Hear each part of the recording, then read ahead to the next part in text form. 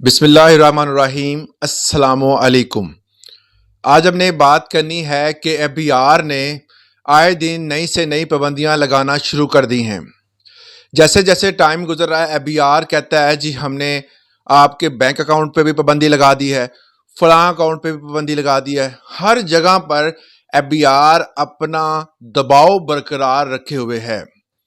बहुत सारे ओवरसीज इस हवाले से परेशान हैं और पाकिस्तानी जो पाकिस्तान में रहते हैं, चाहे वो सुबह पंजाब से हों, चाहे सिंध से हों, चाहे बलूचिस्तान या केपी या आज़ाद कश्मीर से हों, तमाम तर सूबों में जो टैक्स का नफाज है, इससे रियल स्टेट का बिजनेस तो का उसका बेड़ा गर्क हो चुका है।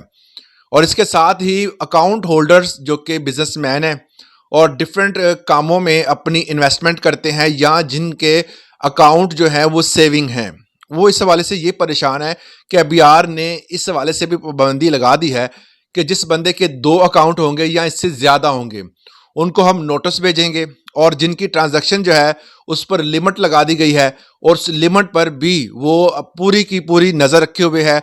अगर आप उस पर इस लिमिट को क्रॉस करते हैं तो बैंक आपकी डाटा जो है वो शेयर करता है एफबीआर से। इवन के नादरा भी अब आपके तमाम तर डॉक्यूमेंट्स की तफसील जो है वो फराहम कर देता है एफबीआर को। बेसिकली ये तमाम काम इसलिए हो रहे हैं कि आईएमएफ जो है ये हदफ दिए हुए है एफबीआर को, मतलब ये हमारी जो इकॉनमी है इसको बेहतर करने के लिए तमाम काम किए जा रहे हैं।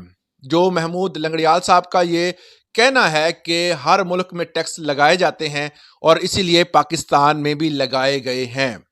आज हमने बात करनी है कि वो कौन सा अकाउंट हम खुलवाएं जिस अकाउंट पे हमें जो है वो किसी किस्म का कोई भी परेशानी ना हो, हम बिला झिझक उस अकाउंट को इस्तेमाल करें और किसी किस्म का हमें डर ना हो बगैर टैक्स के। अगर हम फाइलर हैं या नॉन फाइलर हैं, बगैर किसी डर के उस अकाउंट को इस्तेमाल करें। एफबीआर ने इस अकाउंट को खुद मुतारफ करवाया, ये पहले भी मौजूद थे। इस हवाले से बहुत सारे दोस्तों ने वीडियो भी बनाई हुई हैं कि ये वो अकाउंट है जो कि आप घर बैठे ऑनलाइन ऐप के जरिए जो है वो बनवा सकते हैं। इस अकाउंट का नाम है आसान डिजिटल अकाउंट। इसके कुछ फीचर हैं। फीचर क्या हैं कि ये एक ऐसा अकाउंट है जो आप बैंक में जाए बगैर भी खुलवा सकते हैं।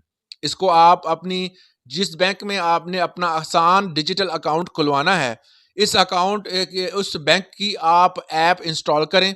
उस ऐप में जाने के बाद आपको आसान डिजिटल अकाउंट्स की ऑप्शन मिलेगी और उसमें बेसिक इन्फॉर्मेशन आप देंगे और उसके बाद आप अपना अकाउंट ओपन करवा सकते हैं।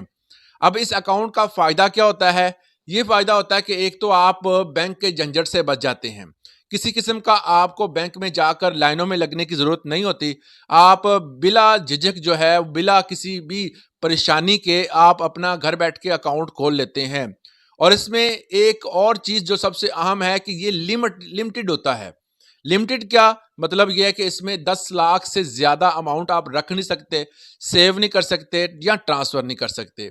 बेसिकली ये अकाउंट जो है वो छोटे ताजरों के लिए, जो मुलाजमत पेशा अफराद के लिए, फैक्ट्री मुलाजमीन के लिए, मज़दूरों के लिए जो मुख्तलिफ जगहों पर काम करते हैं और अपनी सैलरी जो है वो अपने अकाउंट में मंगवाते हैं।